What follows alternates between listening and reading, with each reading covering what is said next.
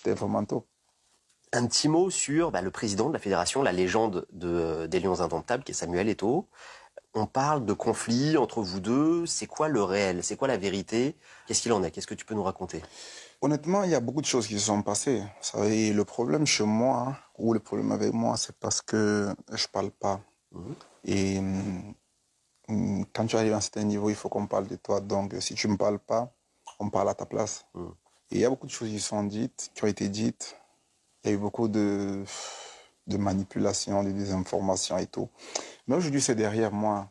Vous savez, aujourd'hui, c'est derrière moi parce que la chose la plus importante, c'est notre pays. C'est ce qu'on a de commun. Et nous sommes prêts à tout. Pour notre pays, on est prêts à donner nos vies. Parce que le Cameroun nous a donné tout. On a une identité grâce à ce pays. Aujourd'hui, je suis assis comme gardien de Manchester United parce que le Cameroun m'a reconnu. Honnêtement, moi, je passe à autre chose. Je me focalise sur ma petite carrière et que le Cameroun prospère, qu'on gagne des matchs, qu'on se qualifie pour la Coupe du Monde et que le Seigneur nous bénisse, nous protège pour qu'on puisse gagner la CAN qui vient. Toi, ton message, c'est d'enterrer un petit peu l'âge de guerre. Comment tu dirais? J'ai jamais été en guerre.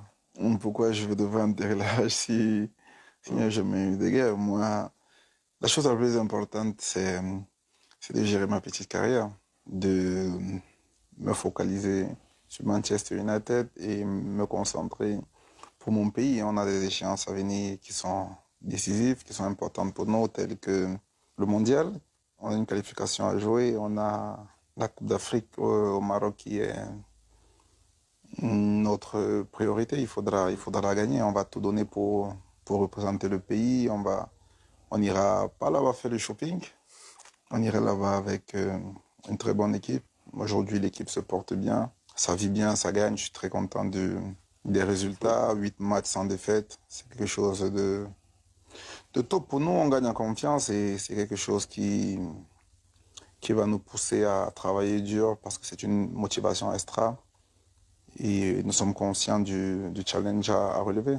Et comment tu pourrais nous expliquer ce qui s'est passé un petit peu entre la Coupe du Monde, parce que tu as été écarté pour raisons disciplinaires qu'on n'a jamais trop bien compris. Enfin, moi, je sais pas ce qui s'est passé.